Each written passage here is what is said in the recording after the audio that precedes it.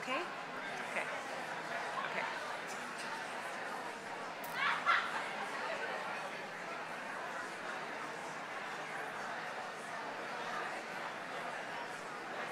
We're ready to begin. Thank you. Gela Kesla. We recognize we are on the traditional territory of the Comox First Nations. Thank you for joining the Chamber of Commerce and the Comox Valley Record this evening for our All Candidates Forum. I am Diane Hawkins, CEO of the Comox Valley Chamber of Commerce. We would like to acknowledge our sponsors, My Tech Guys, Prestige Video Transfer, and the Sid Williams Theatre for assisting us in bringing this event to you.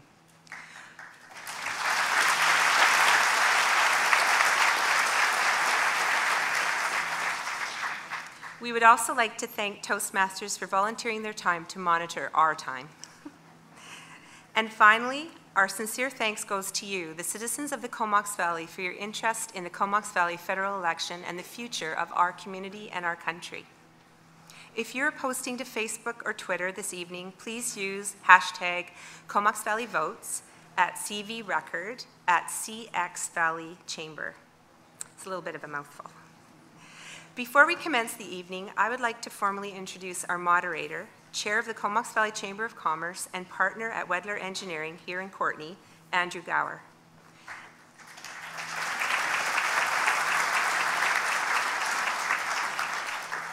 I'll tell you a little bit about Andrew.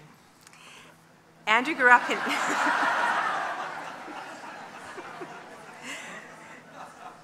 Andrew grew up in Nelson, BC, and is an avid mountain biker and downhill skier, and has found life in the Comox Valley is a natural fit. He grew up in, Andrew joined the military in 1991 and graduated from the Royal Military College in 1996. He spent 6 years serving as a combat engineer officer, obtaining his jump wings and serving in several locations in Western Canada. In 2002, he worked in California as a structural materials engineer on major bridge projects. In 2004, he moved to Ireland and worked as a transportation consultant. Andrew returned to Canada in 2005 and began working for Wedler Engineering at their Chilliwack office. In 2007, Andrew worked to establish the Courtenay branch, which has been operating for 9 years. When Andrew is not working, he's kept busy chasing after his 10-year-old son, Cole, and volunteering for many organizations in the Valley. And I'd like to introduce Andrew Gower. Thank you.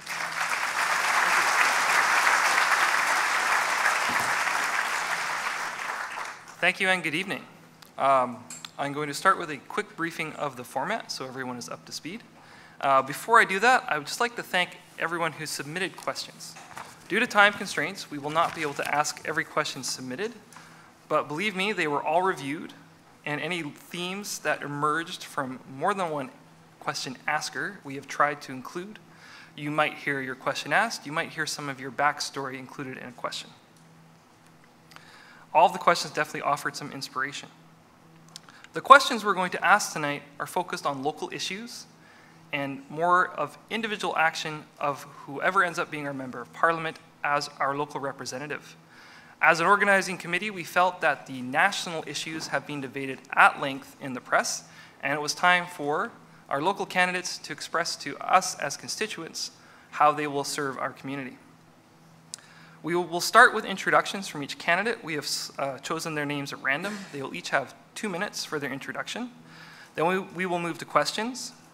For questions, I have their names on cards, and I will randomly cycle through them so that the order of answering is never the same twice. There will also be 2 minutes to answer questions.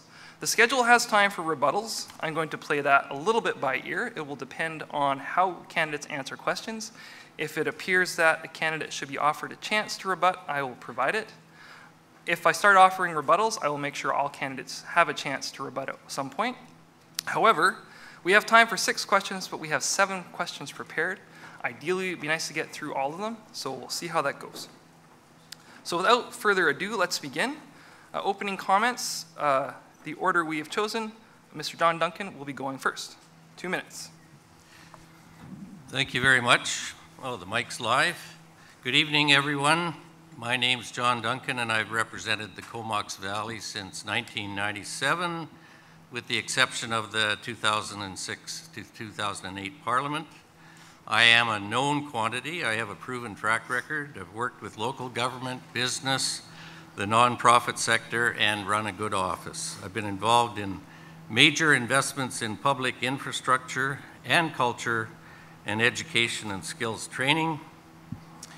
The candidates have all been told that this all-candidate meeting is to focus on local issues. I'm happy to do this since I've consistently practiced proactive outreach with local government, business, and the nonprofit community-based sector. At the same time, we do not represent local government, nor do we displace provincial jurisdiction and authority, which does create confusion, especially at election time.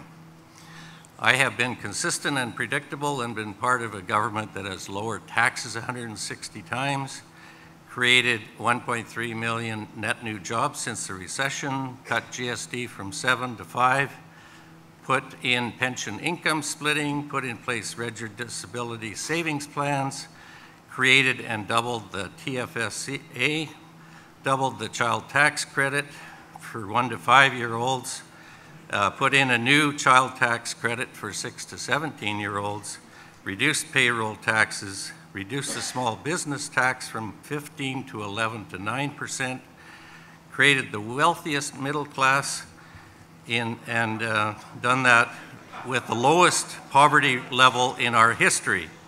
We've invested 3 times as much in public infrastructure as the previous Liberal government and balanced the budget now. I've been honored to represent the Comox Valley in Vancouver Island North and would be honored to represent the federal riding of Courtenay, Alberni in the next Parliament. I ask for your support. Thank you.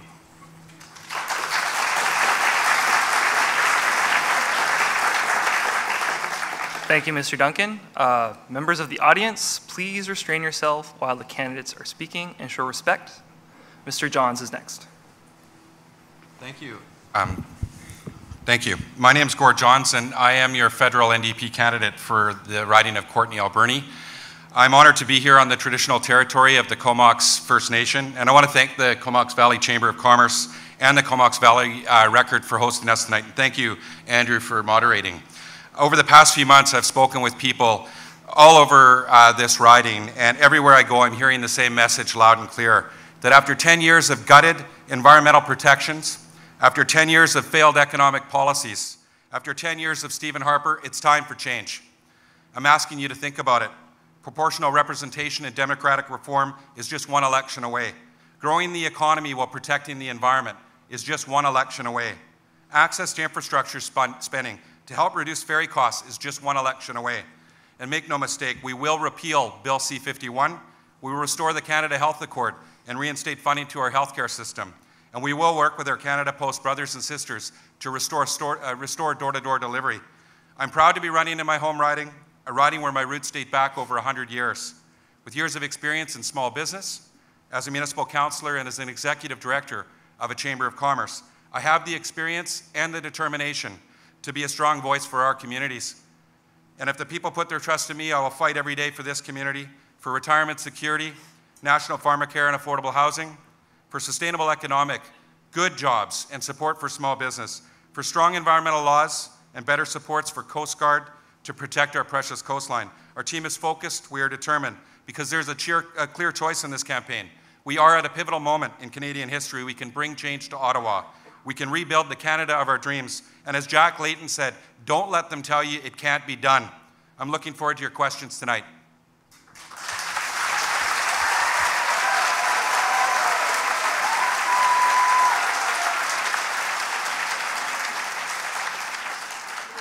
Thank you, Mr. Johns. Barbara Biley is next.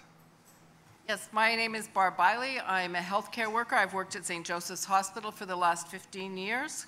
I am running as a candidate of the Marxist-Leninist Party, one of 70 candidates our party is fielding across the country. All of us are working people and youth, and we're running to put forward a platform and raise the issue amongst the electorate that the most important issue, the most fundamental problem facing us as Canadians at this point is our complete marginalization from participating in any of the decisions that affect our lives. We have governments that have slowly eroded all the institutions of public participation, particularly the Harper government, which is ruling as a dictatorship and destroying public infrastructure, destroying healthcare, education, and engaging in negotiating trade deals that no one has seen but are supposed to be really good for us, so you just sit back and take it. We think it's very, very problematic. We think that there's a huge problem in this country when the political parties are funded to participate in elections and not the political process. We believe that Elections Canada, an independent body, should run the elections, that there should be not a dollar spent by any political party, that the entire electorate should be informed of the views of all participants and make an informed vote on that basis. We're calling on people to vote in this election for your own interests. So rather than pick a party that will do something for you, vote for your own interests. Keep the Harper government out, keep the Liberals out, vote for a government that you can hold to account. Thank you.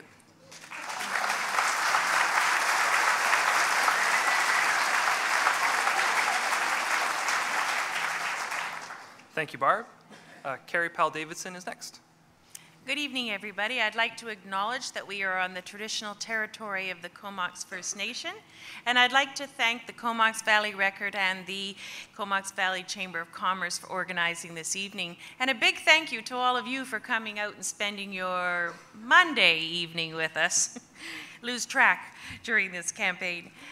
My name is Carrie Powell-Davidson, and I am married to my husband, Michael. In fact, election night, we'll be celebrating our 25th wedding anniversary.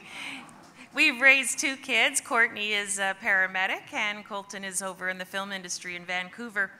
And I have lived in this riding for over 22 years. I am the candidate with the most amount of local government experience. Local government, as you know, is the front line level of government. It is the government of the people. What that means is that I'm used to meeting my constituents every day and listening to their problems and working together to find solutions.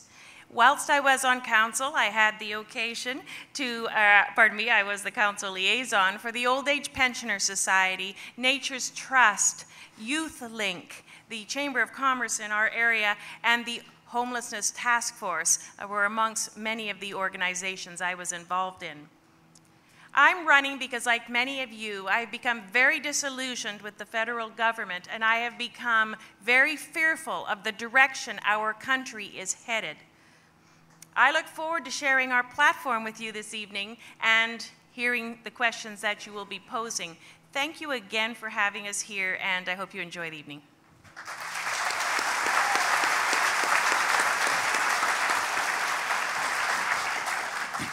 Thank you, Carrie. And now Mr. Glenn Sollett goes last. Good evening. I'm Glenn Sollett, running for the Green Party of Canada. Thank you all for coming out. This has been a crazy tour of ours. I don't know how many of these we've done. They're a highlight of the campaign. Next week will mark the 52nd week of my campaign. I've been at it for a full year.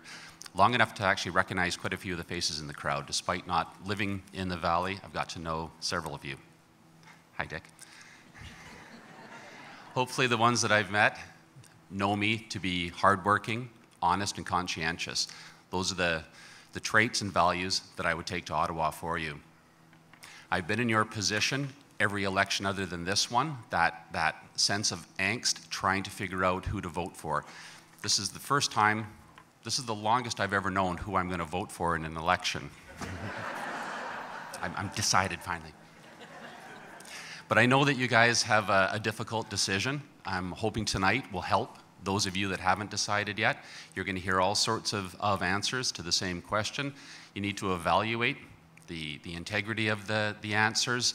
Is it what you're wanting to hear? Do you like a party? Do you find a leader that you like?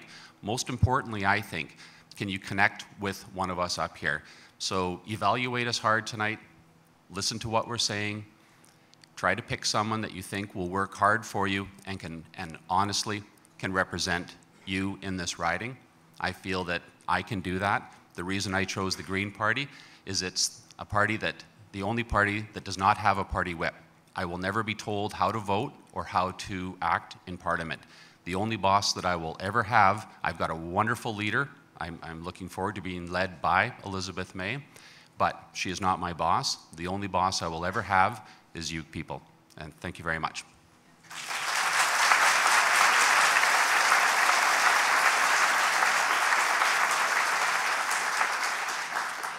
Thank you. Thank you all candidates for staying on time. It's much appreciated. So the first question, and to keep things fair, I have a card with everyone's name on it, so I'll be allowing them to answer in random order as we go. The first question, then. We open the evening by recognizing the fact that we are located on unceded traditional territory of the Comox First Nation. Recently, the Comox First Nation hosted the Walking with Our Sisters installation commemorating missing and murdered Aboriginal women and children. What actions will you take, if elected, to assist and advocate for First Nations within the riding? And Barbara, you go first. So I participated in the Walking with Our Sisters installation as a volunteer on the setup side. And it was a very moving experience, but it's not a situation that can be addressed through simply a national inquiry. I support the call for a national inquiry. I support the call for getting to the bottom of what is the problem. But I believe that we need in Canada a renewed constitution to establish nation-to-nation relations between the federal government and First Nations. We need redress for the colonial history and all the crimes committed against First Nations since the founding of Canada. And it can't be simply a matter of an apology and then the same thing goes on the same day throughout the country, it was a very embarrassing situation, in my opinion, when that apology was delivered, because on the same day there was news of no drinking water on Lord knows how many First Nations reserves. It's absolutely unconscionable that 21st century Canada maintains colonial conditions for a section of the population. In fact, the real old stock Canadians. This is a major problem, which requires taking the past and changing the future, looking at the relations between people and establishing those relations on a new basis, on the basis of a new constitution. Thank you.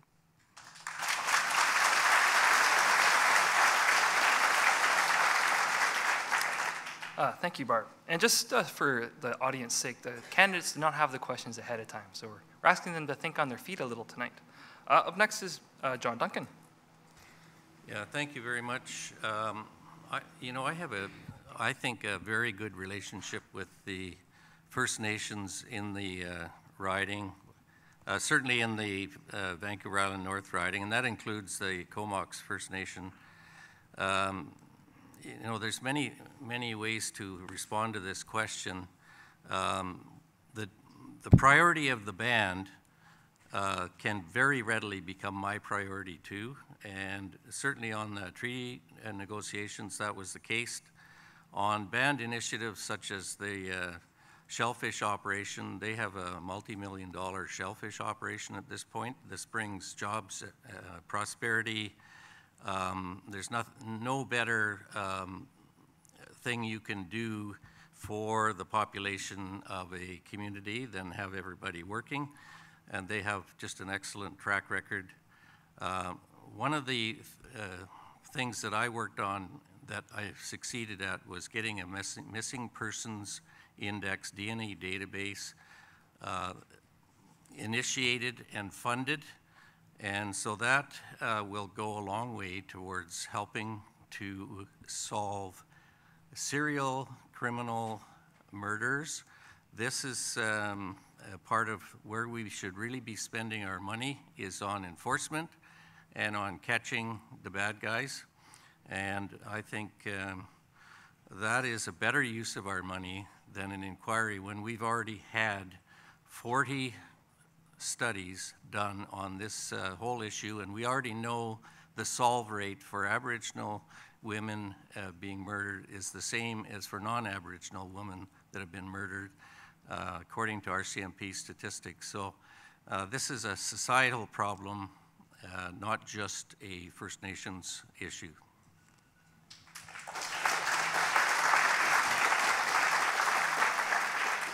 Thank you, Mr. Duncan. Glenn Sollett is next. Thank you for the question. Yes. Thank you for the question. Yeah, the Green Party fully supports implementing an inquiry into the missing and murdered Indigenous women, and children, and aunties. At a national level, the way we are going to approach this and many items is through what we call the Council of Canadian Governments, into a single table, literally a table in Ottawa, at which the Prime Minister, provincial, municipal, First Nations, Inuit, and Métis will all meet on a regular basis to tackle the biggest issues of our country. I think it's a great idea. It's copied from Australia. It's working there. I think we can make it work here. But the question was, what are we going to do locally? I'd like to take that idea, that Council of Canadian Governments, and have that implemented locally. I would champion that myself here for this riding. I would encourage regular meetings with provincial, municipal governments, and First Nations on true nation-to-nation negotiations. So I think that we have to mend the relationship that we've got between Canada and First Nations bands, and we need to be able to do that. I think we can provide leadership in that direction at the government level. So I would actively pursue and enjoy the opportunity to locally implement that inquiry and try to figure out what can we do to move the relationship forward and to solve some of these long-standing problems that we have in the First Nations. Thanks.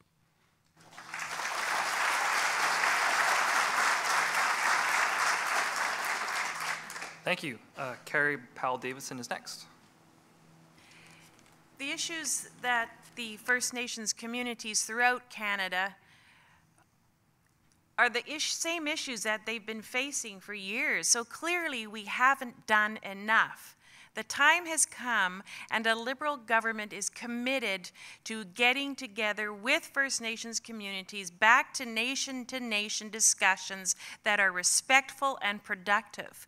When the Truth and Reconciliation Commissioner announced all 94 of the recommendations, Mr. Trudeau was the first and sadly still the only leader to jump up and accept all those recommendations.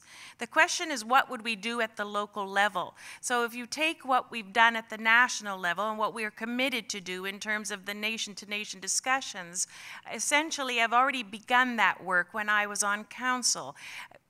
We have many First Nations communities in this riding, and while I certainly haven't begun to develop relationships with all of them, I have begun with a few, and that is my intention. We build those relationships, we have those discussions, and we have the problem solving going on. As part of our commitment to First Nations, we are going to be conducting an inquiry into the murdered and missing Aboriginal women and girls, and we will be investing in education, not just to bring the standard of education for First Nations children up to the same as the rest of the Canadian children, but also the infrastructure, educational infrastructure. It's very hard for a child to learn when the building around them is falling apart or they're too cold to study. So at the local level, that's my plan going forward. Build those relationships and work together and have that respectful dialogue. Thank you.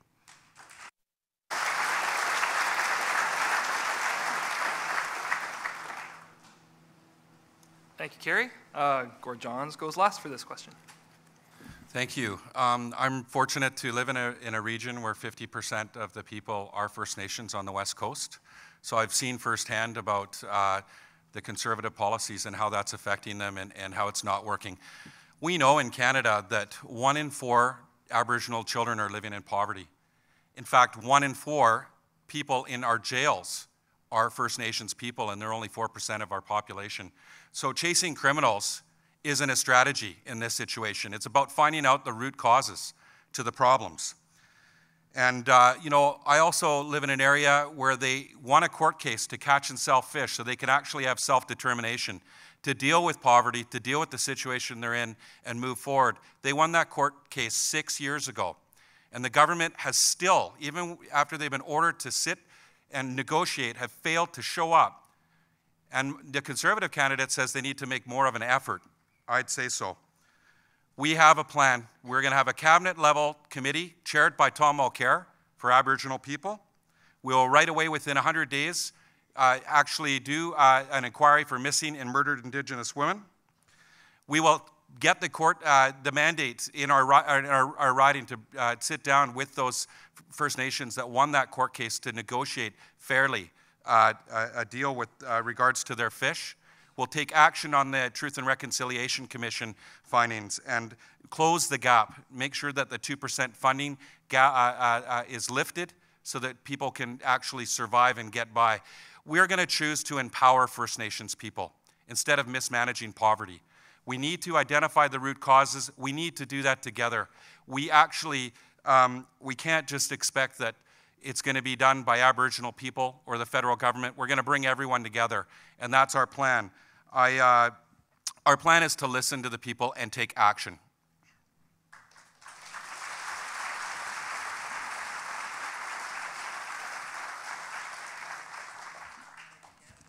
I'm just going to jump right into the next question.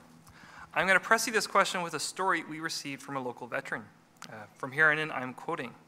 You see, I joined the Army back in 1951 at the age of 17.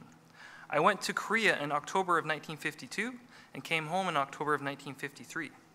After getting 2 months leave, I went to Regina for my discharge.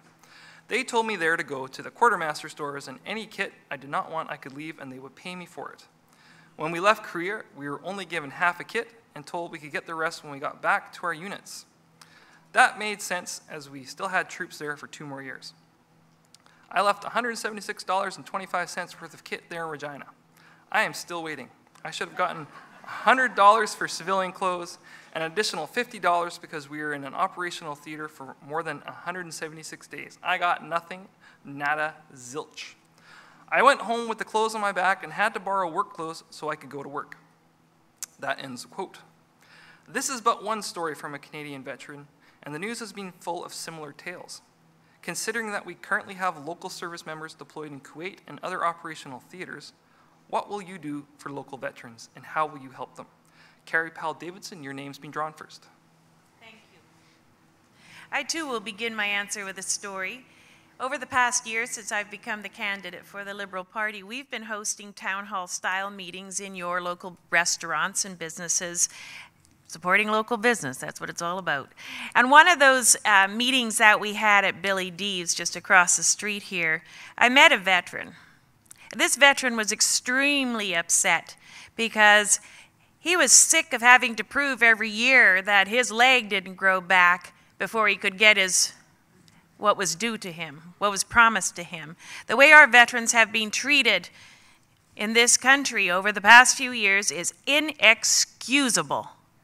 A Liberal government is committed to investing $80 million per year for education so that our veterans can get retrained and move on to other work and get their lives back. $100 million will go towards the support of their families.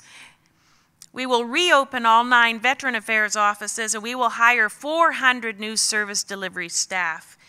What I'm most excited about with what the Liberals have committed is 2 new centers, one of which will be expertise allocated towards post-traumatic stress disorder for our veterans and for that group of people that I refer to as our domestic soldiers, our first responders. So we are taking very seriously the treatment that our veterans have received in Canada, and we know that Canadians have nothing but the utmost highest respect and appreciation for our veterans. And if any of you are out there tonight, thank you for your service, and we will make sure that we get back to where you need to be and support you going forward. Thank you.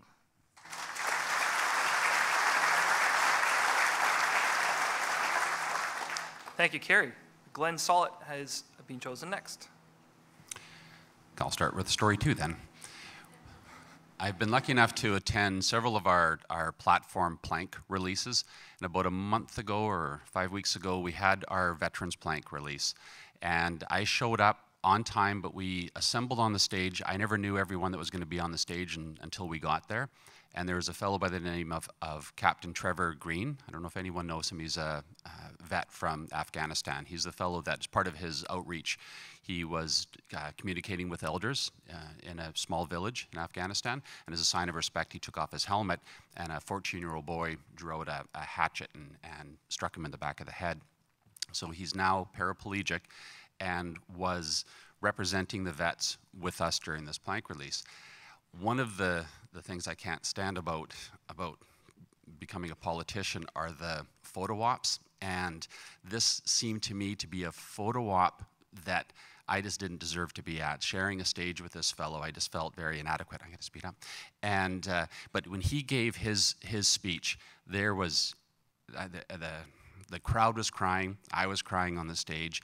His admonishment of the current state of the military and mostly the way the Canadian military is seen around the world, he said was embarrassing. Very, very good people showing up for the right reasons, being sent into the wrong types of jobs.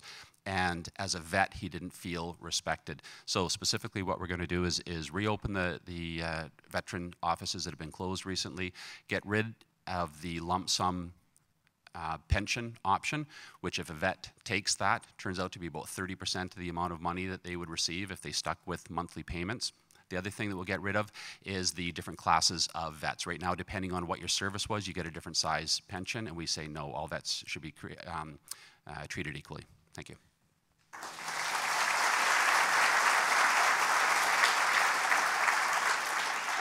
Thank you. Barbara Biley, you're next. 2 minutes.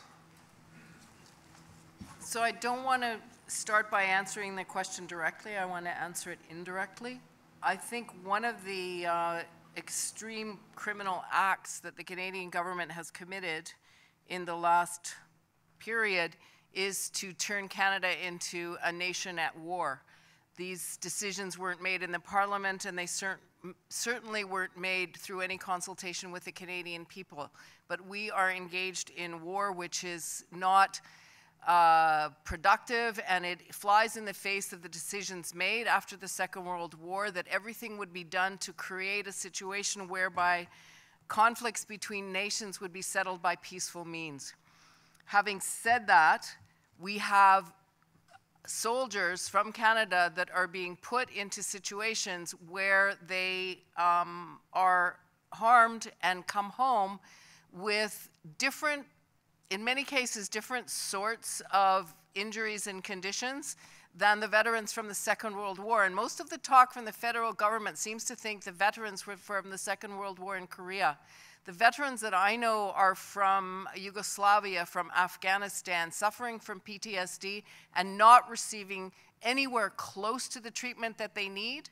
I think that it's necessary to reverse all the cuts that have been made over the last 10 years to Veterans Affairs, to closing the offices, to the pensions, the method by which the pensions are decided. And veterans, like everyone else in Canada, has a right to the kind of treatment that is required on the basis of being a living, breathing Canadian and no other conditions. So whatever the particular needs of veterans are, it is a responsibility of our society to provide them.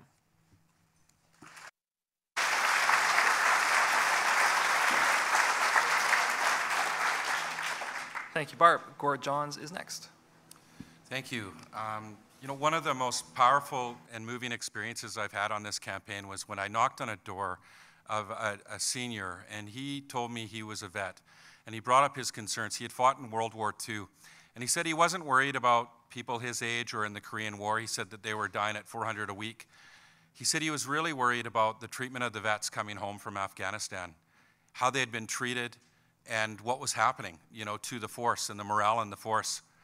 And it was really hard to listen to him after he had talked about going to stand for Canada and serve Canada, and the morale in the military because of vets and the treatment of vets, the morale in the military because of our changed roles in the world. And it was really powerful to listen to this man. And he actually went into tears. as he raised concerns about this. And I don't blame him. We didn't spend $1 billion over 10 years on vets, yet we spent $1 million last year fighting vets in court. You know, this isn't the kind of treatment we want for vets.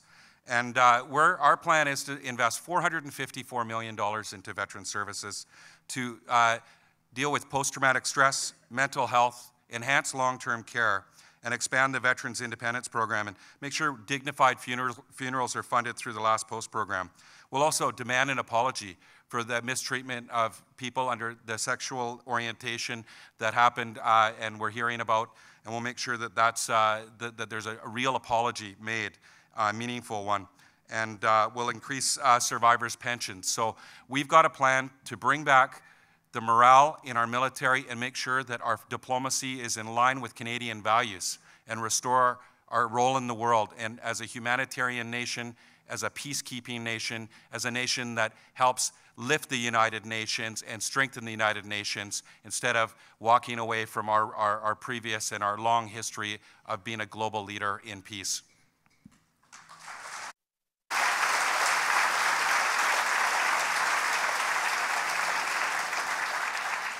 Thank you. And John Duncan has the last word for this question.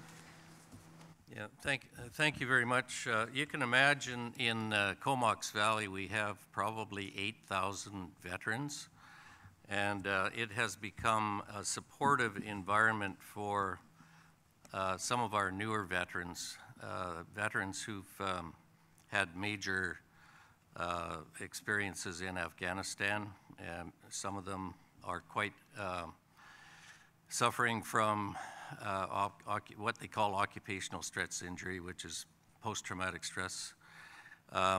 So my office has dealt with a lot of these individuals.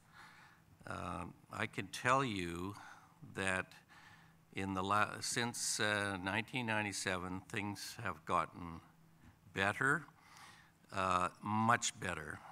The new Veterans Charter, which was brought in by the Liberals in 2005 and then implemented by us, had all-party support.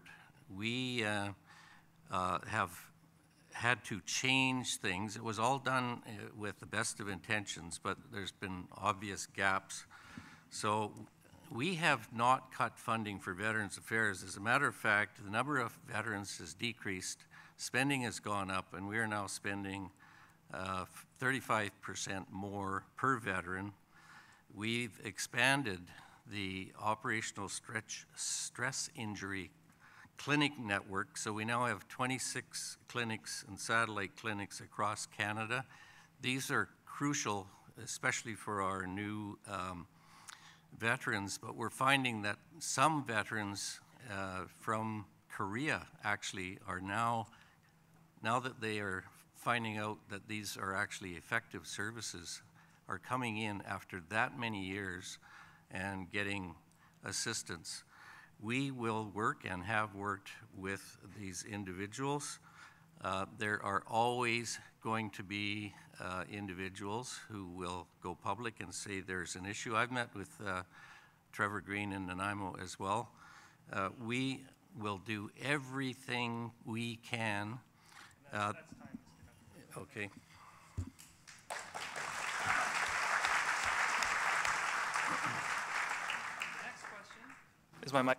Next question is more of a philosophical one as opposed to an issue. There may be times during your term where the party line will differ from the wants, needs, and interests of your constituents. With that in mind, is a vote for you categorically a vote for your party? Or in the case where the party line conflicts with your constituents' concerns, will you represent the best interest of your constituents? Mr. Johns, you go first this time. Thank you.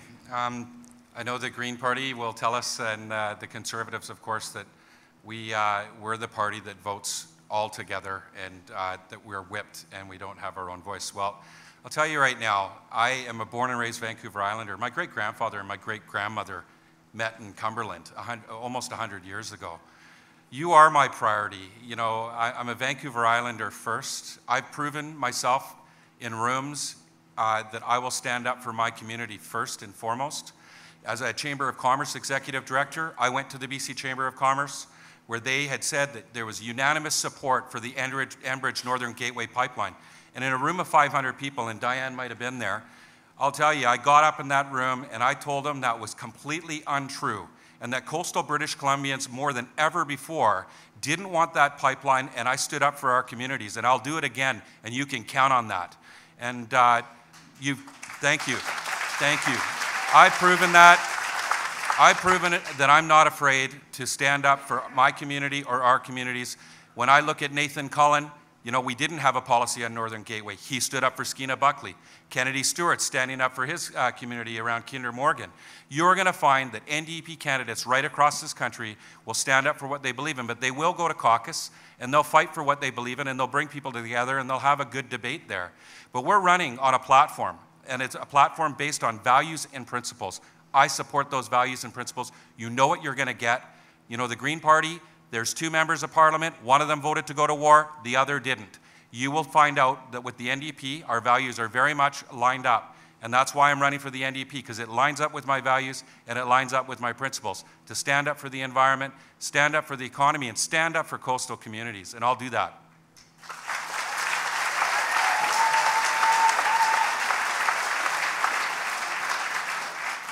Thank you, Mr. Johns. Again, to the audience, please restrain yourself while the candidates are speaking so we can stay on time. Barb, you have been drawn next for this question. Thank you. I like this question. In Canada, a political party is defined as an organization which has as its principal objective to come to power. This, I think, is a problem. We have an electoral system that was designed a couple of centuries ago when citizens were white men of property. We no longer live in a system where citizens are white men of property. We no longer live in an era where most people are not literate. We live in an era where we are not only literate, but we are informed, or can be informed, and we exchange information across the entire globe. Why is it that we have a political system where we elect a representative of a political party? We should be electing representatives of ourselves. We should be electing our peers into Parliament. We should have a system in which candidates are selected from amongst their peers, put forward. Whether or not they belong to a political party is really a matter of personal choice and philosophy. If you belong to a political party, you obviously put forward the vision of that party. But if you're representing your peers, you are representing your peers, not your party. We have a big problem in this country. So the Marxist-Leninist Party believes that we need a renewal of our political process so that we are actually electing 338 representatives of their constituents, not a party to govern on its own behalf. The other aspect of what the party is supposed to do is once it gets power, it's supposed to keep power. Well, that keeps you out of power. So the philosophical point, which is extremely important, is that we should be voting to empower ourselves and not anyone else, particularly not political parties. Thank you, Barb.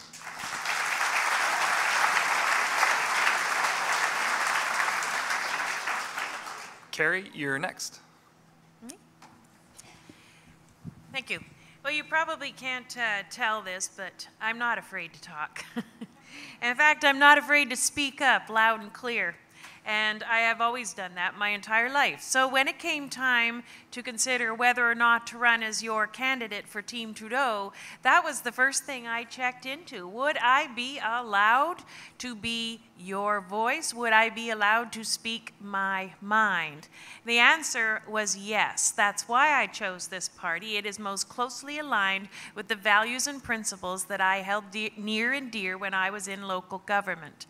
I can assure you that Mr. Trudeau is very committed to having free voice in Ottawa for his party members. We will be in the caucus discussing the issues that are important to you, and I will fight like heck on your behalf. I will take your voice to Ottawa. You will not be just getting messages back from Ottawa telling you how well we're doing there. You will be telling me what to take there, and I will be discussing and fighting hard for you in caucus. When we get into the House, there are only going to be about 3 measures for which I will have to vote on with the party. That's standard, that's the way it is, including budgetary items. But for the most part, I will be allowed, encouraged, permitted, and instructed to be your voice in Ottawa. Thank you.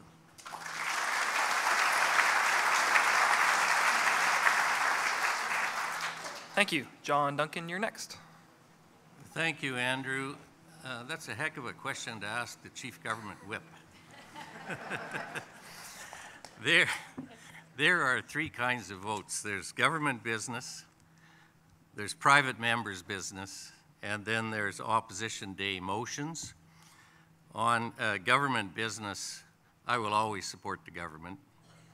On private members' business and opposition day motions, the track record is, and I think Glenn Sollitt will probably talk about it too, that the freest voting in the House under any party, in an analysis done by Maclean's magazine, is actually the Conservative Party, and the least free was the NDP. The British parliamentary system has actually served us very well. Canada is the envy of the world, and we have the most valued citizenship. So I think we have to be very proud of what we've accomplished as a small nation in a very large land.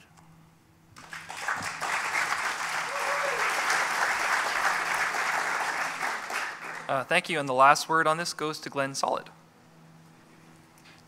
Yes, I love this question too. It clearly is the biggest differentiator between the Green Party and the other 3 parties. It was asked as a philosophical question. I'd like to answer it as a realistic, in reality. Our party has no party whip. There is nobody to tell me how to vote. I'm quite easily defined by my party. We're all defined by our parties to a certain extent. If you read Vision Green, you got a pretty good idea of the type of person that I am. I was attracted to the Green Party because I'm in very close alignment with their policies. So we're not going to be a herd of cats that you can't predict. You'll know what's important to me. But you also need to know that I absolutely will represent the constituents of this riding. I will not be told by anyone how to vote. What's important, now we can all make that claim, but the important question is, can we follow through with that commitment? In reality, if a party makes a decision that they're going to go a certain direction that is against the direction of this riding, will your MPs stand up against their party? For example, let's just pull a topic out of the air, Kinder Morgan. If a party decides that they are in favor of Kinder Morgan and this riding is against it, you need to ask your candidate, will they stand up against their party, vote in alignment with this riding against Kinder Morgan at risk of being a one-term MP? If the party decides not to sign their nomination papers in the next election, is an issue like that or any other issue big enough for your MP to decide that they will be a one-term MP for you? That's a question you need to ask. Thank you.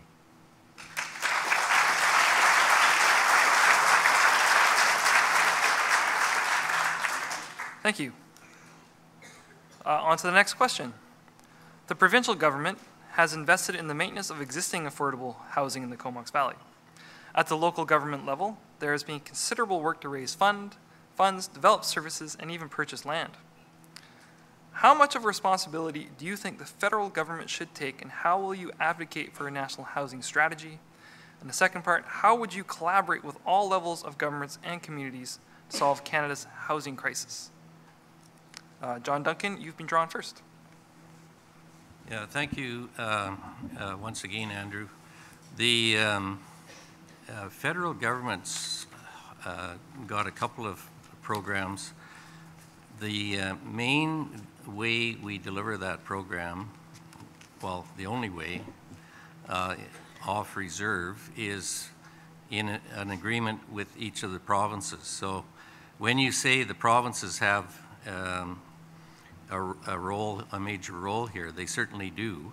And a lot of their announcements are made with money that is federal and provincial. I would say probably the bulk of them. And we don't necessarily receive any billing that's federal money. But there are a lot of things we've done in terms of affordability of housing, and Canadian home ownership is now higher than in the US. It never has been before. That's all happened under our government. And we have a mission to create 700,000 new homeowners in Canada over the next 10 years. And we think that that is infinitely achievable given what we've been able to accomplish so far.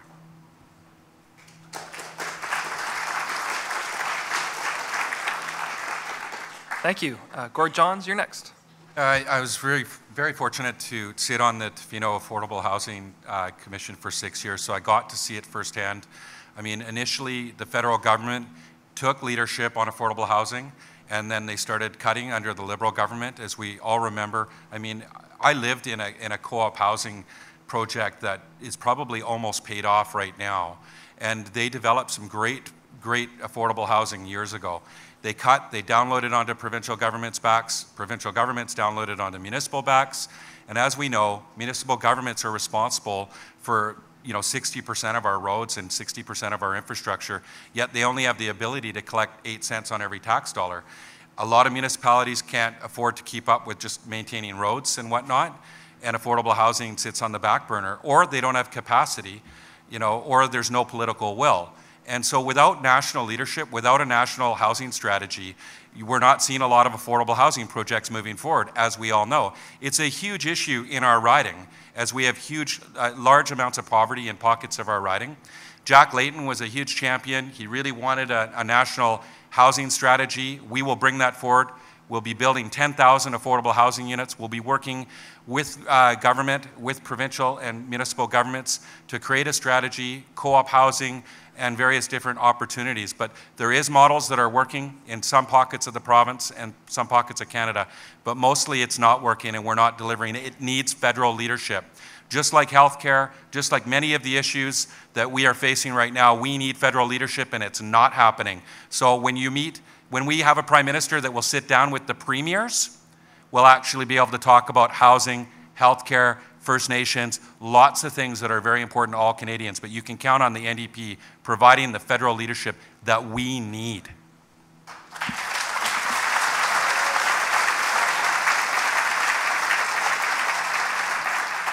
Thank you. Carrie Powell-Davidson, you're next. Thank you. Better leadership, yes, but what I really think we need at our local level is a better partner. I recall from being in local government, having to have all of the housing issues downloaded onto local governments. They just can't afford it. Your local government, as Gord says, gets 8 cents on the tax dollar. We need a better partner at the table, and a Liberal government is committed to being a better partner. We have a big announcement that you might have heard something about, and that's our infrastructure investment.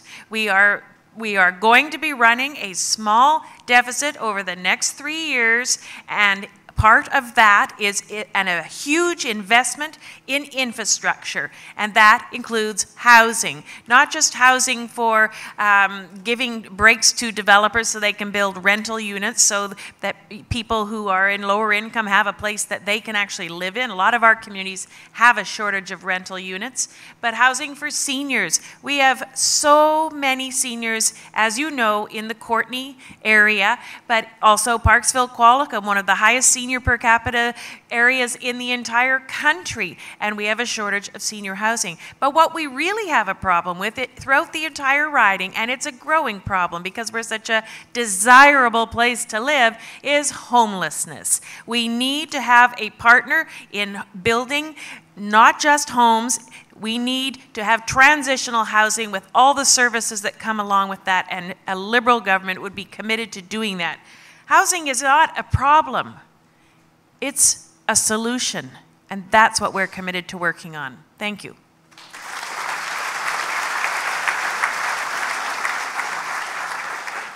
Thank you. Glenn Sollett has the next slot.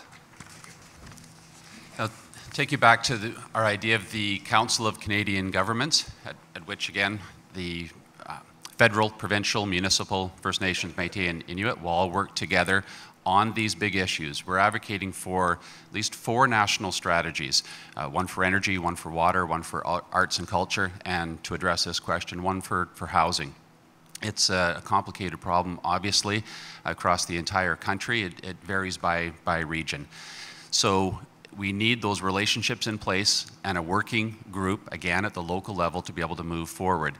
A couple of the programs that we want to implement is $800 million a year for infrastructure specifically to First Nations. That's mostly for housing and fresh water.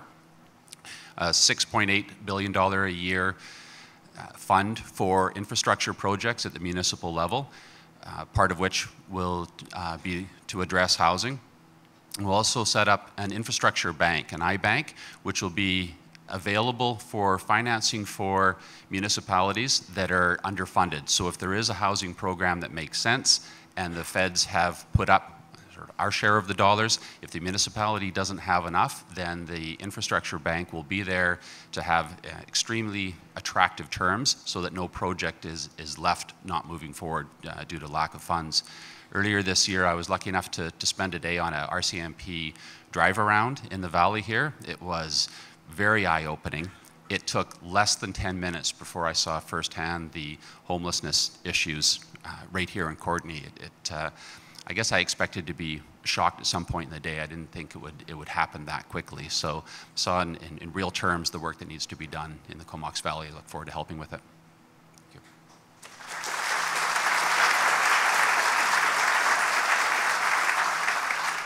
Thank you. And Barb Biley, you're last for this question. So with only 2 minutes, I'm only going to discuss one particular aspect of housing and how it relates to healthcare, and that's seniors. The federal government in 2003 negotiated a healthcare accord with the provinces and territories, and in that healthcare accord, there was the establishment of the Health Council of Canada to monitor progress on the federal level towards a national pharmacare, a national home care, and a seniors strategy. And that senior strategy was called healthcare, but in the main, it deals with housing. Since that time, the Health Council of Canada was eradicated in 2012 by the Harper government, and the health accord was not renegotiated. Instead, their unilateral decision by the federal government was conveyed to the provinces and territories in the end of, in December of 2011, saying that following the expiration of the health accord, there would be a new funding formula unilaterally decreed by the federal government, which would reduce the increase in funding year after year starting in 2017. On the other hand, you have the federal government saying they're putting more money into infrastructure, more money into seniors housing. All that money, and you can look around British Columbia to prove it, is going into private for-profit operators, which reduce staff, flip contracts, hire temporary foreign workers and low-paid workers that need 2 or 3 jobs to survive, and the care that seniors are provided with is no longer the government's responsibility. That's an unacceptable situation. The federal government has responsibility for seniors' health care and seniors' housing, and we need new arrangements to make that effective. Thank and you, my Barb. time's up. Yes.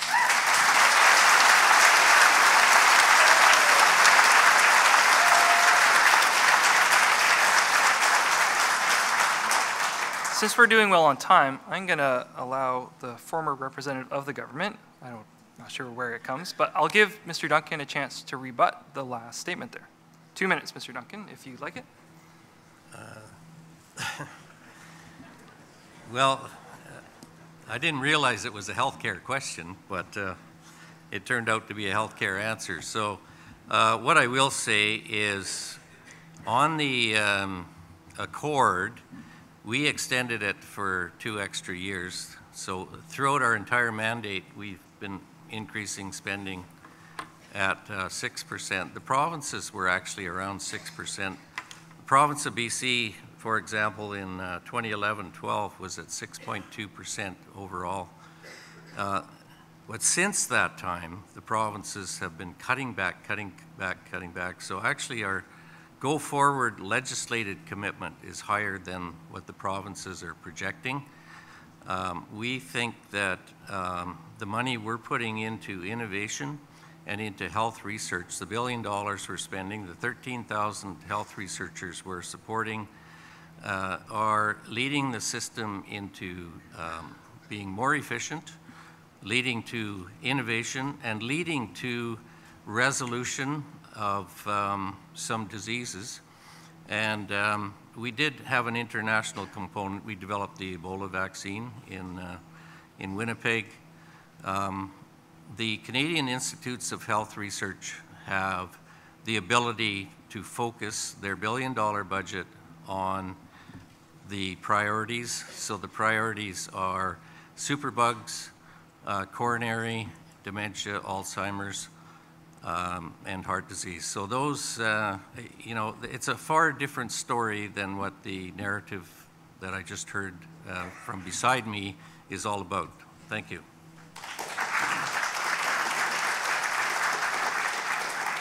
I think Mr. Johns would like some time for rebuttal. I'll also give you 2 minutes, Mr. Johns, but then on another question, other candidates will have a chance to rebut.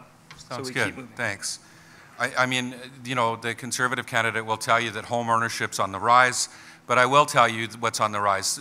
Between the ages of 25 and 29, the amount of people in that age category have doubled staying at home with their mom and dad, right? So since 1980. So it's not working. You know, young people are having a harder and harder time to make ends meet.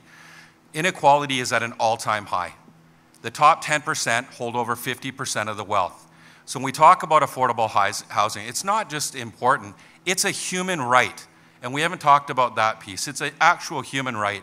And there's a lot of people that are homeless in our communities and in our country, and we need to look out for them. And the costs of not doing it, I mean, we look at our costs in mental health, they're skyrocketing. A dollar spent on housing saves us $9 to $12 later on and down the road. So it's about, you know, having, identifying root causes and making sure we're taking preventative action. So affordable housing pays for itself. And I think that right now the federal government has walked away from it, and they've downloaded and they've washed their hands of it, and now they're going to tell you that they're leading the path, and it's not true. And they're leading the path and leaving a lot of people on the street that don't have a voice. They're not here tonight. We're their voice, and we're their voice on October the 19th.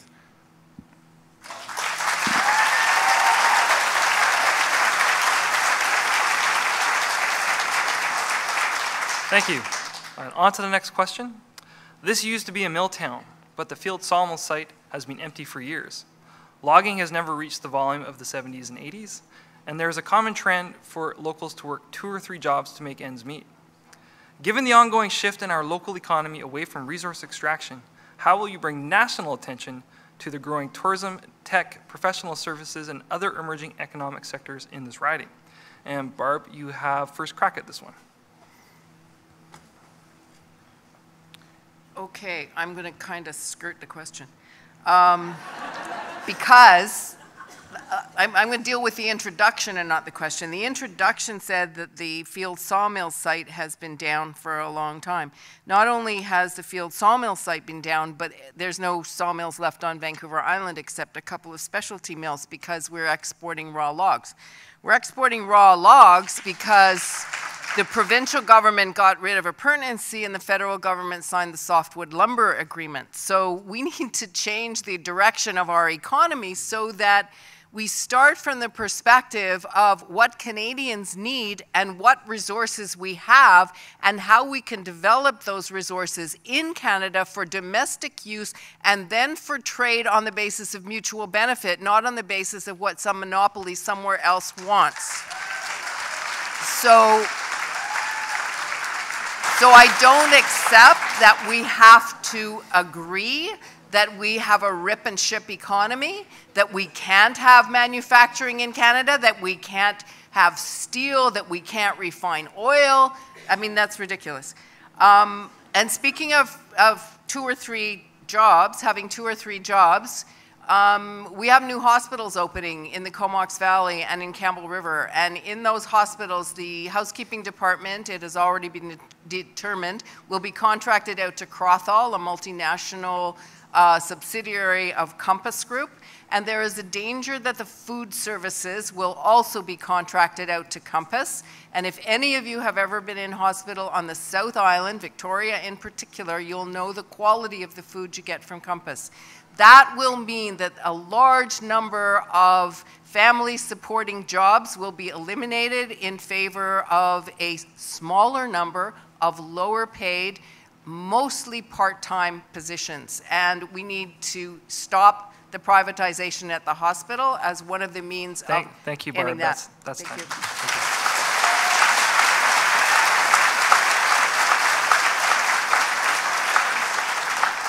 John Duncan, you're up next. Well, thank you. Field Sawmill has been gone for a long time. There are sawmills on Vancouver Island, and I can tell you that the forest sector is on its way back. The Forest Products Association of Canada will talk about it all day long. If you talk to the companies, they will tell you that things are better. The industry is now profitable again. When they're profitable, they start to invest. When they start to invest, then good things happen. We have a business north of us that has just taken all of the intellectual property from the 1970s when we were building logging machines that the rest of the world didn't build, and matched that with computer digitization skills of the new generation and built a yarder that is now being exported to the world. We have innovation going on in mills as close to us as Port Alberni. I can tell you that what we've done with small and medium enterprises by reducing their tax rate from 15 to 11 to 9%, and what we've now done with the trade agreements, where we're going to have tariff-free access on minerals and forest products to where British Columbia is pointed, which is Asia, is going to be huge.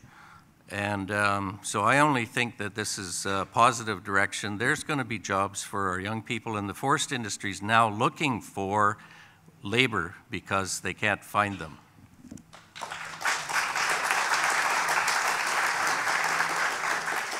Thank you. Glenn Sollett is next on this one. Thank you. Yeah, we obviously need to bring jobs back home, and to do that, we're looking at a couple of different things. We want to set up a Canadian Sustainable Generations Fund that will be used to fuel a transition, more rapid transition from the hydrocarbon-based economy that we've got to something renewable. That'll be expensive in the first few years. To fund that, we're advocating increasing taxes on big corporations from 15% to 19%. At the same time, we'll be lowering taxes on small business down to 9%. Also clean up a lot of tax loopholes and offshore havens. We also are going to advocate eliminating subsidies to hydrocarbon industry, currently at a minimum of 1.5 billion. We'd like to use that money differently. So to have this generational fund set up to initiate infrastructure projects locally. We also need a sustainable jobs plan. one in which we can take people and get them trained very quickly into trades, get apprenticeships, post-secondary education.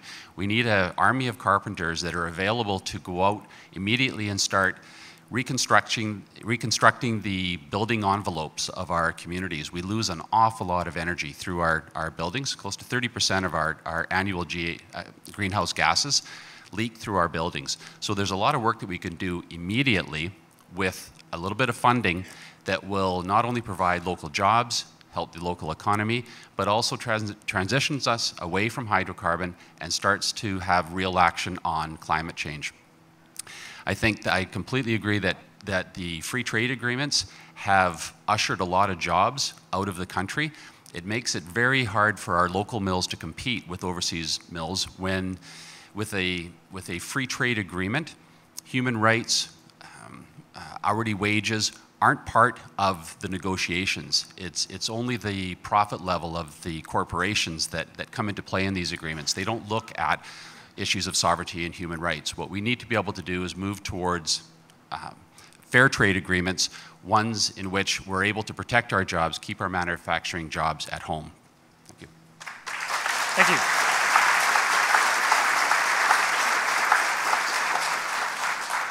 Next up is Gord Johns. Well, it's interesting when I hear the Conservative candidate tell us that forestry is up, because raw log exports are up. They're up tenfold on Vancouver Island in 10 years. And I don't think that's working for us. I know that's not working in Port Alberni. I haven't seen a lot of help wanted signs in Port Alberni. Unemployment is extremely high there, and as a result, a third of the children are living in poverty. They're desperate. And when I'm knocking on doors, I'm hearing from people that they want good jobs, they're in precarious jobs, that the economy's hurting, it's affecting everybody in our riding and in our communities. A lot of people are working across the country. They can't find jobs here in our communities. And you know, chasing smokestacks isn't the answer. It's creating jobs in our communities. And economic development, you know, is about, you know, creating conditions for economic development. So what are those conditions? I know I want a clean environment. I want an affordable community. I want to make sure that we've got social well-being, including healthcare. These are important things to make sure you've got a healthy economy. And we need to catch up with the rest of the world. We need to diversify our economy, invest in manufacturing, keeping jobs here. You know, we're going to invest $400 million in manufacturing and technology to support our forest sector. In Sweden, they're making car parts out of wood. We're being left behind, and we've lost so many jobs here on Vancouver Island. We can invest in clean energy. We can invest in infrastructure. First Nations, we need to move forward with First Nations with self-determination. There's emerging sectors. Tech is the fastest growing sector in British Columbia. And again, back to those conditions. People want to live in an affordable community with a secure, healthy environment. Higher learning. I mean, VIU has 1,800 foreign students. It's equivalent to the economic impact of 6 Harmac mills. So, you know, I think that focusing on community economic development, supporting agriculture and food security is a really important opportunity. But I do have a lot of experience in helping support local economies as a Chamber of Commerce Executive Director, and I want to bring that energy and that experience to our region and bring that energy and our values to Ottawa. Thank you.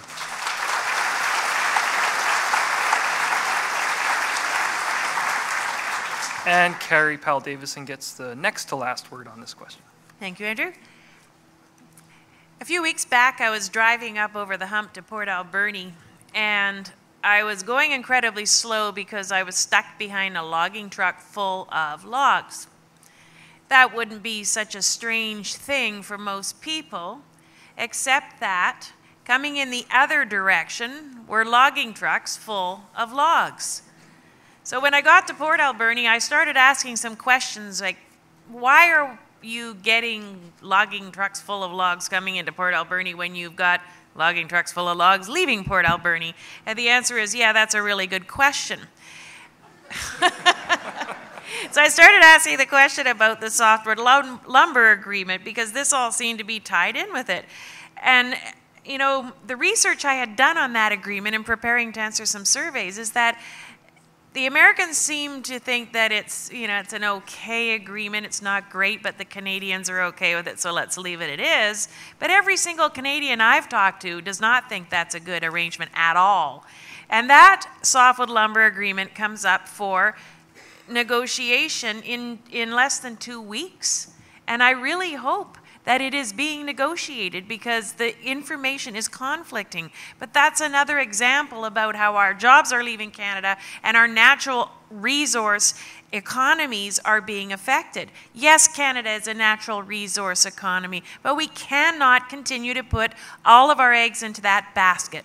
A Liberal government recognizes that we must diversify our economies, and that includes investing in our manufacturing, investing in our sciences and our technologies, and investing in our entrepreneurs. And our new Jobs and Innovation Plan does just that. In addition, our Jobs and Skills Training Plan invests $750 million to retrain people to move up into new jobs. So we're working really hard on that. Thank you.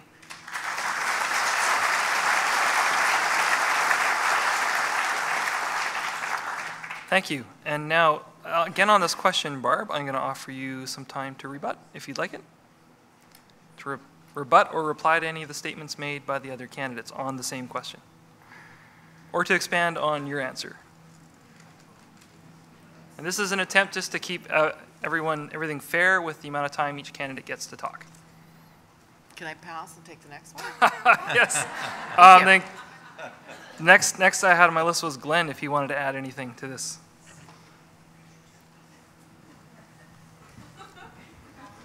Was that to me? I'm sorry. Yes, that's to you, Glenn. To rebut to To whom? rebut or further comment on the question of local I economy. can just pick somebody? Well, Mr. Johns and Mr. Duncan have had some rebuttal time, so I'm trying to share it out. I'm good, thanks. Well, Carrie, I don't think you can really rebut yourself. Since you went last, so we'll move on. On to the next question. This past 12-month period has seen some of the worst floods and one of the longest droughts ever in the riding. The island experienced wildfires like never before in recent history.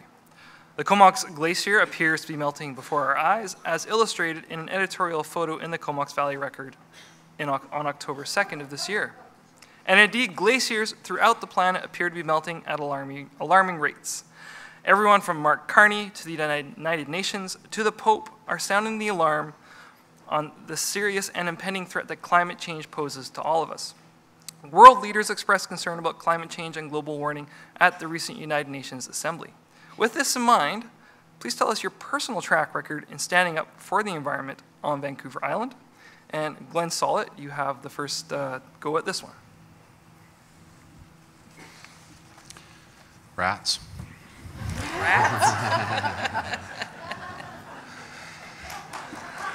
See, what I will do is I will commit to be an honest politician.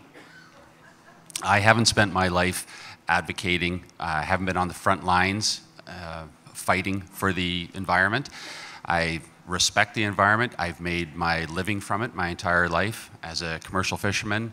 Between commercial fishing and as an engineer, I worked in the forest industry. So I've always made my living from the environment. I've always respected the environment. I don't think I've abused it in any way. We live on a small acreage and respect those few acres that we have. We derive part of our food from it. But I've never been involved directly with an environmental group of any type. So it would be a fabrication to tell you that I've spent my life on the front line fighting for the environment. Having said that, I feel very, very comfortable in the Green Party, a party whose very foundation is that of advocating for the environment. I think I can fit in there very nicely. Again, I do not feel out of place there, but there you go, an honest answer from a politician.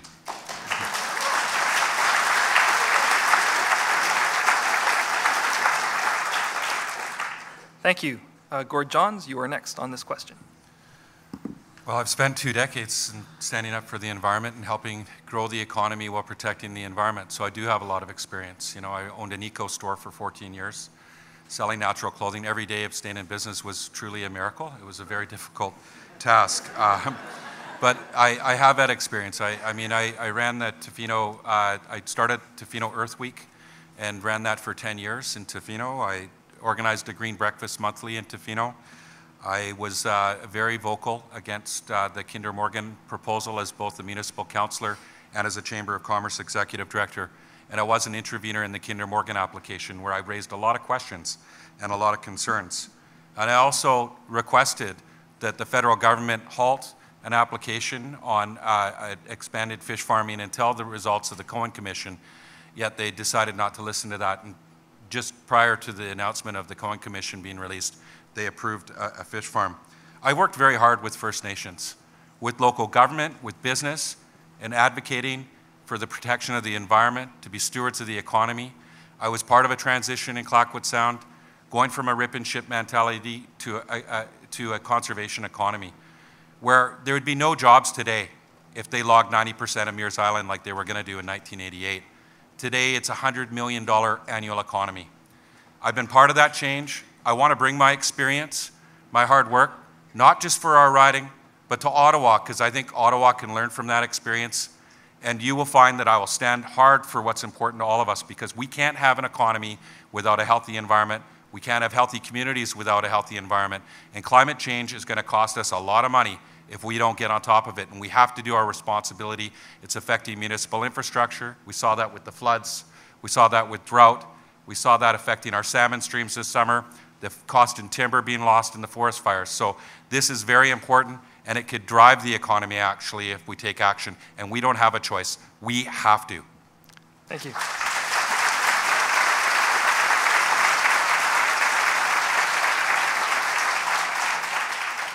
Next to Barb Biley. So I think the first answer I'd like to give is that it's far more a question of whether federal, provincial, and municipal government policy is based on science and the well-being of the planet and the people on it than what I, as an individual, have done. And we need to restore a situation where it is science that is used to decide public policy and not public policy used to muzzle scientists. Having said that, I would like to give you a little bit of an anecdote about how we're going in the wrong direction. I first worked in a hospital in Halifax in 1972. Everything we served, all the food that we served to the patient was made from scratch. Bread, buns, desserts, everything. I moved to Toronto in 1973, and I started working at a hospital. We had 2 butchers. Everything was made from scratch. When I left the hospital in 1987, the butchers were both working in the mailroom. Within a year after that, the kitchen was gone altogether.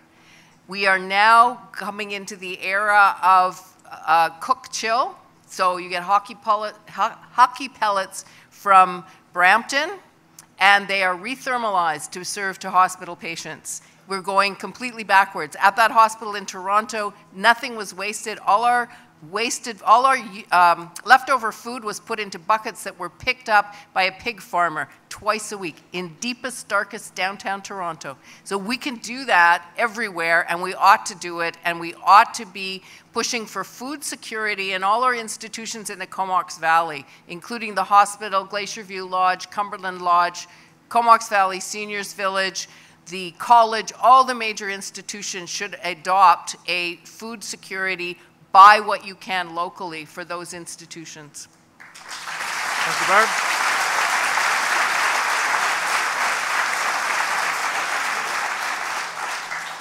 Next, we go to John Duncan.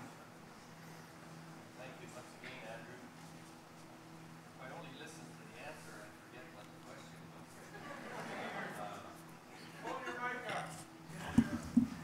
was. If I only listened to the answer, I would forget what the question was, is what I said. I believe that it's in all of our interests to be energy efficient. We have done some pretty amazing things as a country to create energy efficiency. I think a lot of homeowners have done that. A lot of public buildings have moved in that direction. We did manage to grow the economy a lot, and we did manage to reduce our greenhouse gas emissions. I have a sense of stewardship from my years as a resource manager.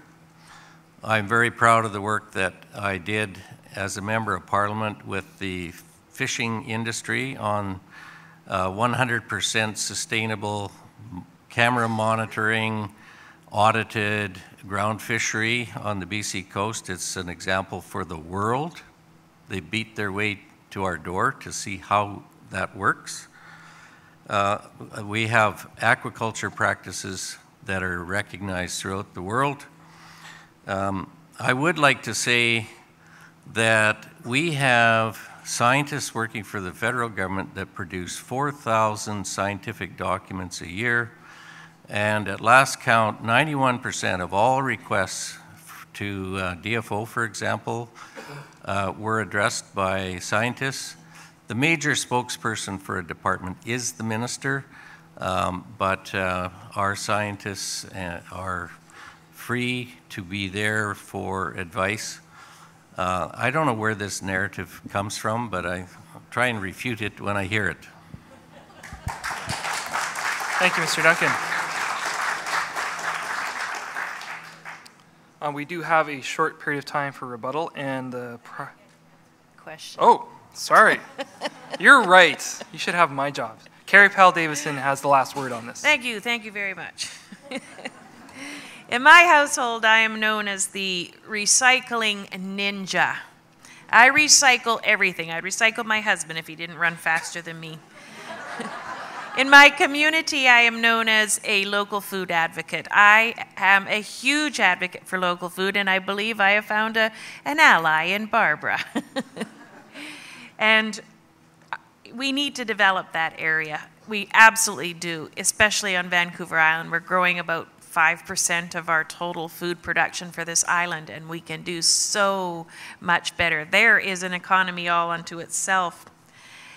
In my past career, I was heavily involved in emergency preparedness and disaster mitigation. I was council liaison for our emergency coordinators. That is an area I will continue to fight for very, very hard.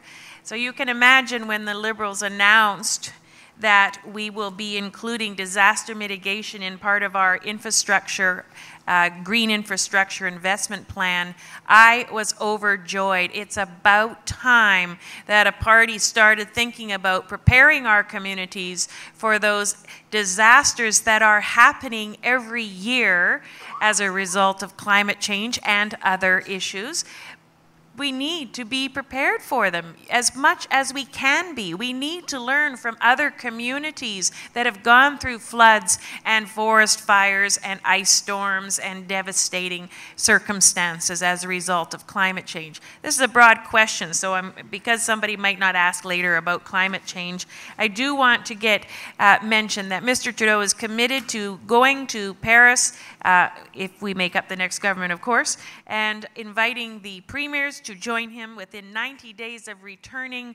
We will be calling all the premiers together to talk about setting that framework for going forward on getting Canada on board with climate change and setting the targets and the development of a North American Clean Agreement Act. Thank you. That's time. Did I go over time? Yes. Oh.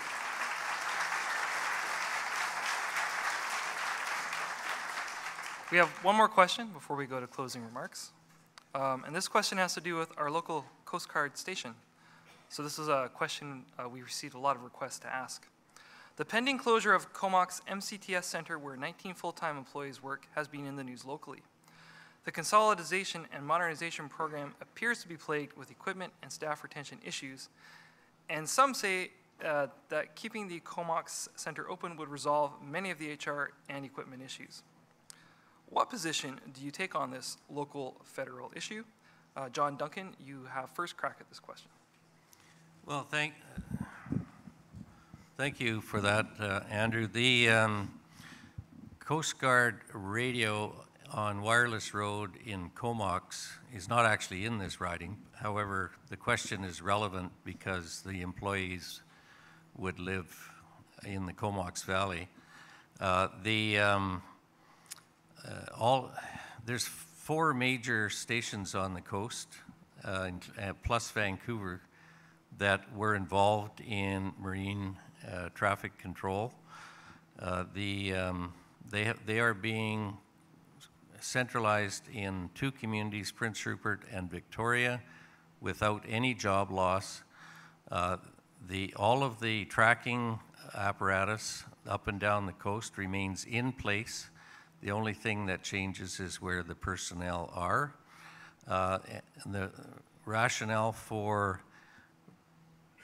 locating people in 2 locations instead of 5 is for efficiency, and that efficiency is can be there because of software developments and better technology. So that's a decision that the government's made, and that decision was made probably 3 or so years ago, and I have supported that decision. Thank you.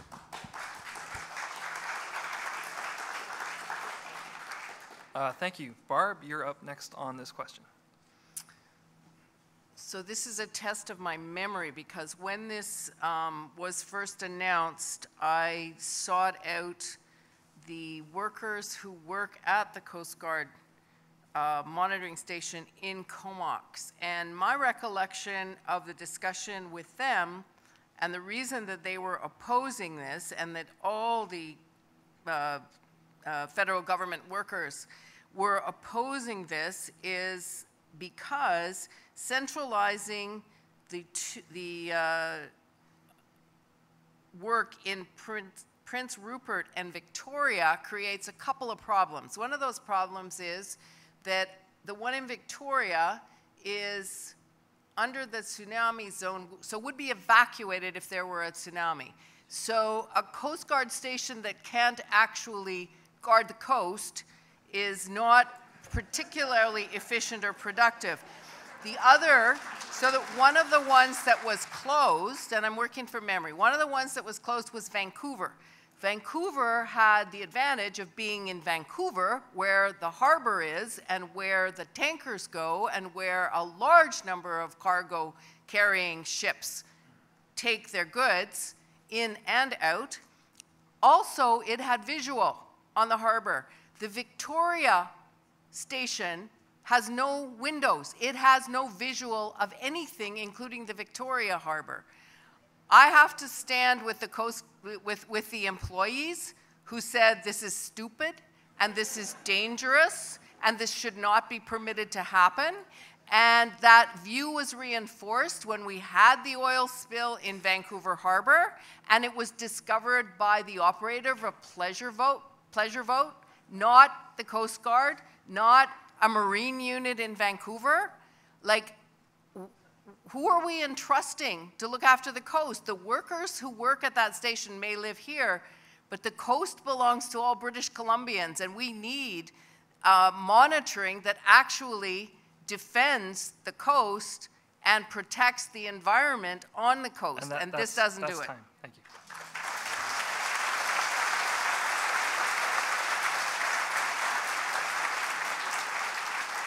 And down to the end of the table, Glenn Sollett. I have a soft spot for the Coast Guard. I've been rescued by them twice so far.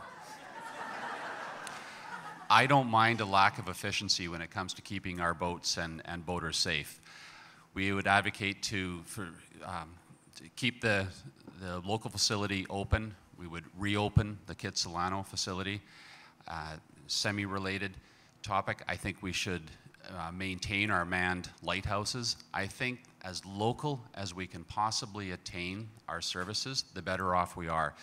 It's really important to know pathways in and out of harbors. The facility in Ucluelet is a really hard harbor to get into. I've done it several times and I'm scared every time.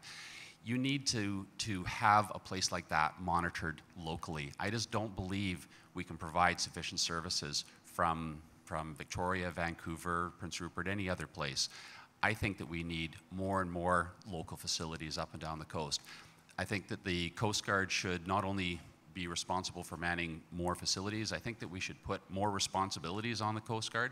Again, I'm a big fan. I think that they should be in charge of our derelict vessels up and down the coast. There's a lot of of these derelict vessels causing troubles in local harbors, and it's a lack of ownership.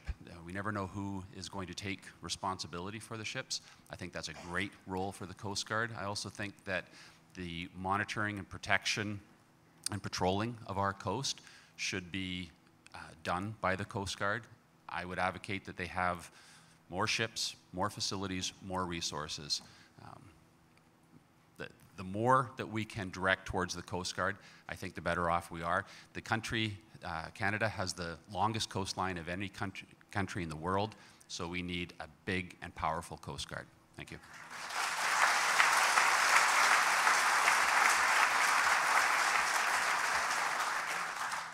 Thank you. Next is Carrie Powell-Davidson. Thank you. I don't really have too much more to add than what Barbara and Glenn said, because bottom line is, I'm mad as heck, and I hope you are too. We're surrounded by water. We make our living at the ocean. We play on the ocean. The ocean drives us. And how dare our government take away those facilities that protect us? I have talked to boaters. I have talked to captains of vessels, and they tell me, get the Coast Guard back. And the Liberal government would be committed to doing just that.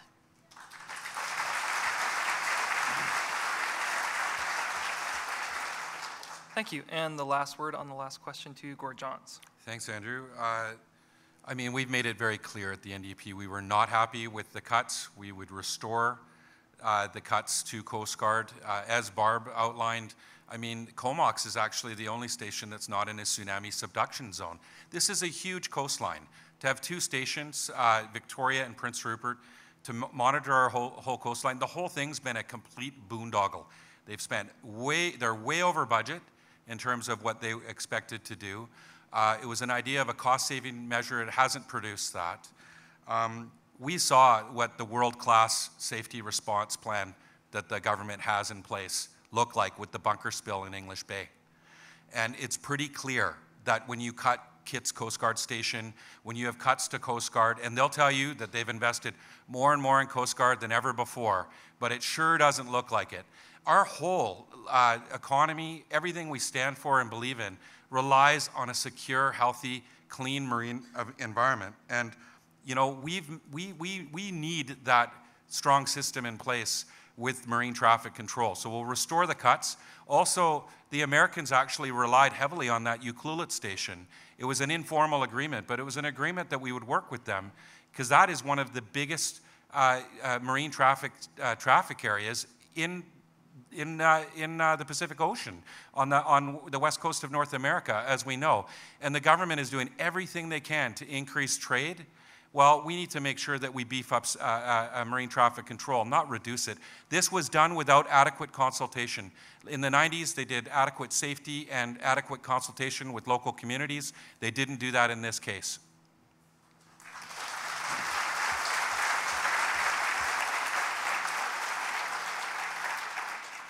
Thank you. I'm quite happy we fit in all 7 questions, and again, thank everyone who submitted questions. They form the basis of the questions and inspired them. We'll now move to closing remarks. Each candidate will have 2 minutes to close. And again, at the beginning of the night, we chose the order randomly. And the closing remarks, we start with Barb Biley. 2 minutes. Okay, 2 minutes. Regardless of what happens on October 19th, the world is not going to end on October 20th. Some people may feel that that's going to happen, but it's not. Which means that the problems that confront us as Canadians, chiefly our marginalization and the fact that decisions are made for us and then we have to just live with the consequences, is not going to change. So this is a 24/7 preoccupation with our party. I would invite you to go to our website, mlpc.ca, to read a publication called Renewal Update, which is new information and discussion every day. I would like you to, I'm going to just use my last little bit. I have a lot of hats, so I am not only the MLPC party candidate, I am also a regional vice president of the Hospital Employees Union and the chair of HU at the Comox Local. And some of you, when you came in, got a postcard. It's asking you to pledge to vote for healthcare. If you can fill it out and leave it at the back of the room on the table with you tonight, we will mail them in. We're asking people to pledge to vote for health care, which is a vote to reverse the $36 billion cut that the Conservatives are proposing to make to federal funding to the provinces and territories, and to negotiate a new funding arrangement. We also, I'm speaking personally, believe that we have to put an end to privatization in healthcare. Healthcare is a right. It belongs to all of us by virtue of being Canadians and living in this country, and it should be provided by the society for all of us, regardless of our income, regardless of where we live. It's a right that has to be guaranteed for all. And when you allow privatization, you're saying it's not a right, it's a privilege. If you can pay, you get it. If you can't pay, too bad, so sad. So I would please ask you to sign the postcard to vote healthcare. And on October 19th, vote to empower yourselves. Vote for a candidate who will be part of a government that can be held to account. Thank you. Thank you.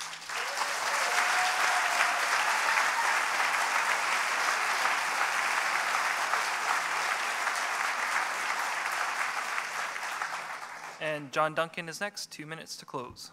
Yeah, thank you very much. I didn't get a chance to rebut anything on the Coast Guard, but I will tell you in my summary that we have announced some new measures today, and one of them, well, don't laugh, this is important stuff. One of them is a $1 million fund on an annual basis to deal with derelict boats. The other is we are going to put tugboat capacity on our west coast, and I mean the west coast. And we're going to put in a Maritime Joint Operations Center at HMCS Discovery, which is in Vancouver. That'll be the Navy and the Coast Guard. And this will also house a Coast Guard pollution response vessel in Vancouver Harbor. Now, I did want to say that we have much to be proud of. Hillary Clinton quotes are always great. Canadian middle-class incomes are now higher than in the United States. They're working fewer hours for more pay, living longer on average, and facing less income inequality. I also would like to talk about what other people say about our country. Canada is the #1 ranked country in the world in these categories: most reputable and admired, Reputation Institute; best country for business in the G20, Forbes magazine; best job growth in the G7, OECD; lowest net debt to GDP in the G7, OECD; best income growth since 2007 in the G7, the International Labor Organization; most competitive tax rates in the G7, KPMG. Canada is ranked #5 in the world happiness ranking.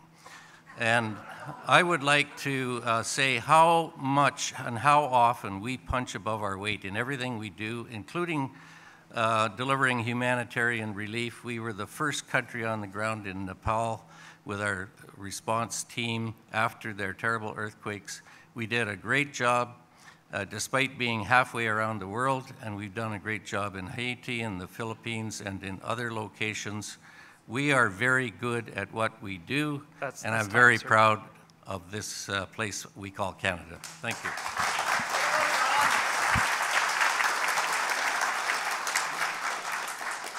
Glenn Solid is next. 2 minutes, please. Thank you. Well, democracy is done by those who show up, so congratulations to all of you for showing up. You have to take an active part in our government, in our democracy. The election is a time to reshape our government. We don't get many opportunities to do that, and harken back to my opening statements, I know it's a very important decision that you all have. How are you going to help to contribute to reshape the government? I think that we need to restore democracy in Canada. We have to get power from the upper echelons of the party, disseminated down to the MPs, answering specifically to you folks. That's very important to me. That's why I joined the Green Party. One of the key directives of the Green Party is to create relationships across all party lines. We are battling each other right now for your favor, but on October 20th, whoever's been elected, we have to hold those MPs, hold those individual MPs to account and ensure that they work cooperatively with all of their peers, not just the ones in their own party, but the ones in the other parties. We have to try to break down these barriers of partisanship that exist in Ottawa. It's preventing Canada from being the country it can be. I feel the Green Party is in a great position to help break those barriers down. We won't be a party big enough to do it on our own. We will absolutely need to work with the other parties. That is our goal. I hope to be a member of a Green caucus large enough to be able to help form a government that takes this country in the direction that it needs to go. The first step is to restore democracy, to get an environment and an economy that work synergistically together. We need a functioning democracy on top of that. So democracy is done by those who show up. This is my time to show up. I hope on October 19th, you'll send me to Ottawa on your behalf. Thank you.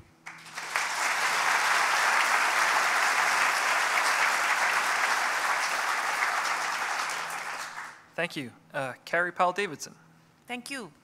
Well, we've talked about a fair amount of issues this evening, but we certainly didn't touch on them all. We didn't talk about electoral and democratic reform or foreign affairs or even culture, which makes up the fabric of our lives.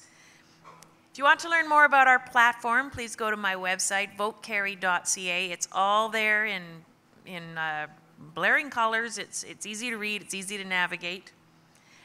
I enjoyed holding the town hall style meetings in your communities in Courtenay and Cumberland and throughout our riding in your local businesses, and that is my commitment if you trust me to become your MP, that I will carry on with those. They're a great way to share information, and I intend to continue doing them.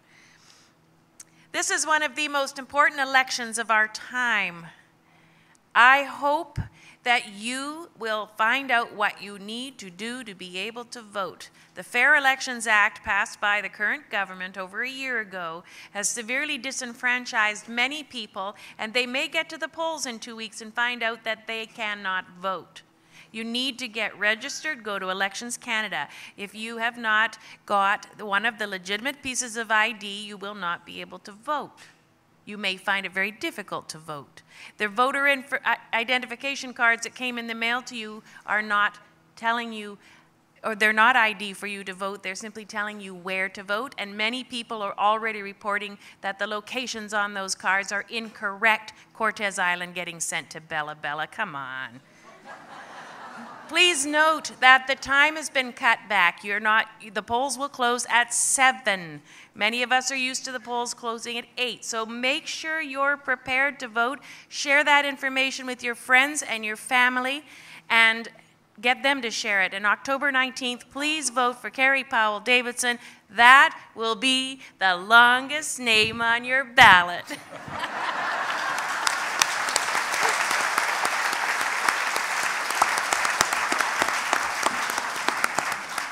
And Gord Johns, 2 minutes. Thank you. Thank you for coming. Thank you, Andrew, for organizing. It's been a great night, and as Carrie said, there's a lot of issues that weren't talked about. Proportional representation's one. I think what you're looking to do here is you want an MP that's going to go to Ottawa, that's going to stand up for you on issues that are important to you, like Coast Guard, like derelict vessels, making sure we have funding, adequate funding and contributions from Ottawa on things like BC ferries, and that we stand up for the environment. You know, what I'm hearing, when I look at the Conservative track record, and I look at what's happening to our communities, we've seen raw log exports, like I said, go up tenfold. We've seen a government that has said we can't put aside money for future generations in oil and gas. We've seen a government that said we can't, they promised childcare spaces, they never delivered. And they said that we can't do anything about climate change, or they say they are doing something about it, but it seems to be that it's not showing up in terms of our international reputation since we pulled out of Kyoto. But when we look around the world and we look at things that are working, in Quebec, they introduced a childcare plan, and 70,000 people went back to work. 45,000 of them were on income assistance. It drove their economy. We can do that. Sweden, they've created, like I said, they're creating wood products, car products out of wood. They've grown their economy by 50%, and they've reduced emissions by 25%. And yes, they're still driving cars. In Norway, they've got $1 trillion in the bank from oil and gas for times like this when it's $40 a barrel, so they can invest in clean energy and do the right thing. There's models around the world that tell us that we can do it. You have a clear choice in this election. You can vote for someone who tell you that we can't do anything about our problems, or you can vote for someone who tells you that we can't do anything but tackle our problems. You have a clear choice in this election. And I think we know what it looks like when we elect people that say that we can't do anything. Nobody budgeted for a two-tiered healthcare system for their retirement, and we know what's happening right now in our communities. Everybody's being affected. The cuts are killing us. We can do better. You have an opportunity. Please vote for change on October the 19th. Vote Gord Johns, NDP. Thank you.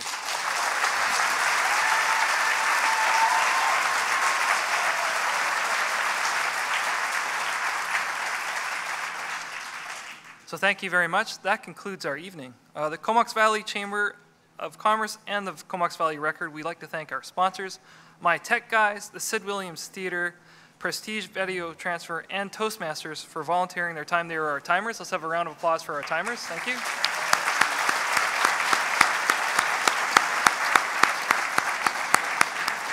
A big thank you to the candidates. You guys have a busy schedule, so thanks for participating. And thank you to everyone in the room. Please vote.